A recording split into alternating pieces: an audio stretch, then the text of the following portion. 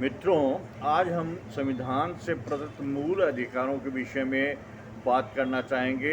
मूल अधिकार अथवा मौलिक अधिकार किसे कहते हैं, इसके विषय में ये बात है कि मूल अधिकार वे अधिकार हैं जो हमें संविधान द्वारा प्रदत्त किए गए हैं। भारतीय संविधान के भाग 3 धारा 12 से 35 तक मूल अधिकारों का वर्णन किया गया है।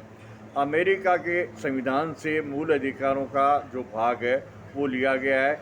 इसे मैग्ना कार्टा भी कहा जाता है। मैग्ना कार्टा इसलिए कहा जाता है कि ब्रिटिश संविधान में जो मूल अधिकार दिए गए हैं उनको मैग्ना कार्टा कहा जाता है। इसी प्रकार भारतीय संविधान के इस भाग को भी मैग्ना कार्टा कहा जाता है। भारत ने मूल अधिकारों का जो भाग है वो यूएसए के संविधान से लिया है। आरंभ में 7 मूल अधिकार दिए गए थे, लेकिन 44वें संविधान संशोधन द्वारा और जो संपत्ति का अधिकार है उसे कानूनी अधिकार धारा 300A में डाल दिया गया।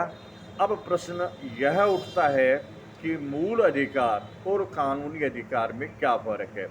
मूल अधिकार में हम हाई कोर्ट या सुप्रीम कोर्ट में सीधी रिट लगा सकते हैं, लेकिन कानूनी अधिकार में हम ऐसा नहीं कर सकते।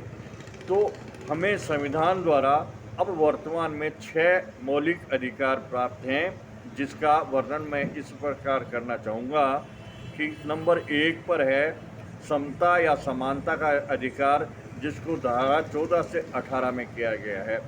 दूसरे नंबर पे है स्वतंत्रता का अधिकार, जिसका वर्णन धारा 19 से 22 में किया गया है। तीसरा जो अधिकार है वो शोषण के विरुद्ध अधिकार है, जिसका वर्णन धारा 23 से 24 में किया गया है।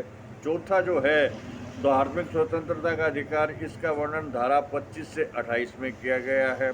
और पांचवा है सांस्कृतिक एवं शिक्षा का अधिकार, जिसका वर्णन धारा 29-30 में किया गया है। और छठा जो है संवैधानिक उपचारों का अधिकार, जिसका वर्णन धारा 32 में किया गया है।